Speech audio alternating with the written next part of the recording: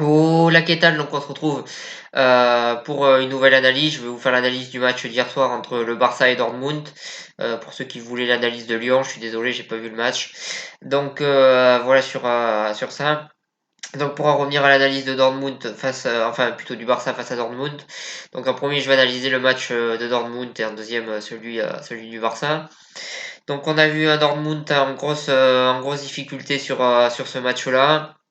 En première mi-temps, on a vu qu'ils n'ont pas vraiment existé sur ce match-là et que dans tous les compartiments du jeu, ils ont été largement en dessous du Barça et que voilà, sur ce match-là, en première mi-temps, ils n'ont pas vraiment existé. En deuxième mi-temps, le Barça a reculé, donc ils ont eu le ballon, ils ont eu la possession, mais ils n'ont pas vraiment fait des choses vraiment très très intéressantes.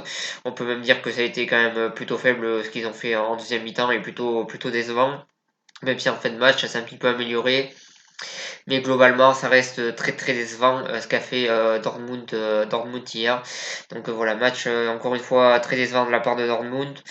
Dortmund qui est dans une situation très très compliquée en championnat et en Ligue des Champions, ça va être compliqué aussi pour se qualifier. Donc le club est actuellement, on peut dire, je pense, en crise.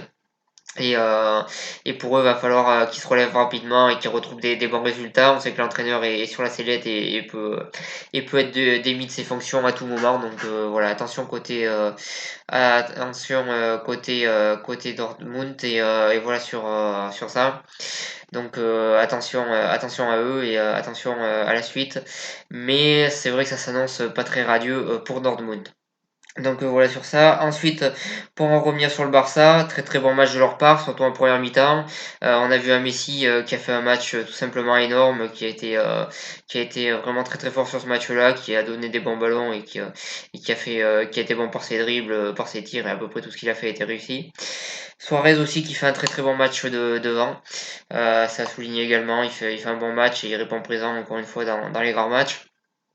Ensuite, Dembélé a été remplacé très rapidement par Griezmann. Griezmann qui était seulement remplaçant et qui a fait une plutôt bonne rentrée. Il y a eu énormément d'échanges il y a eu énormément d'échanges entre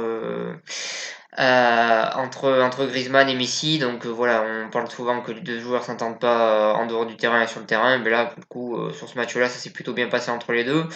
Donc peut-être que c'est un motif d'espoir pour Griezmann, qui pour l'instant a du mal à s'installer au Barça, mais là il a fait un bon match, il a fait des choses intéressantes et c'est clairement une très bonne prestation de sa part, je pense peut-être la meilleure depuis qu'il est au Barça. Donc voilà sur ça. Ensuite le milieu de terrain en première mi-temps c'était plutôt pas mal, en deuxième ils ont reculé comme à peu près toute l'équipe et également la défense. Mais globalement ça restait un match très très correct de la part du Barça, un très très bon match. En première mi-temps, je pense que c'est peut-être la première mi-temps référence du Barça.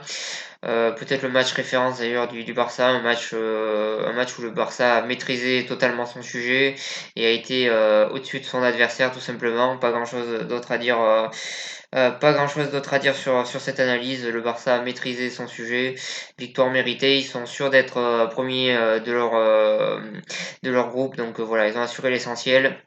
Et ensuite pour Dortmund, ben, ça va être compliqué pour eux parce que le dernier match, l'Inter, qui donc est à égalité avec Dortmund, mais qui est devant, il me semble, au classement, va jouer contre le Barça qui n'aura plus aucun enjeu. Et de l'autre côté, Dortmund va jouer contre le Slavia Prague.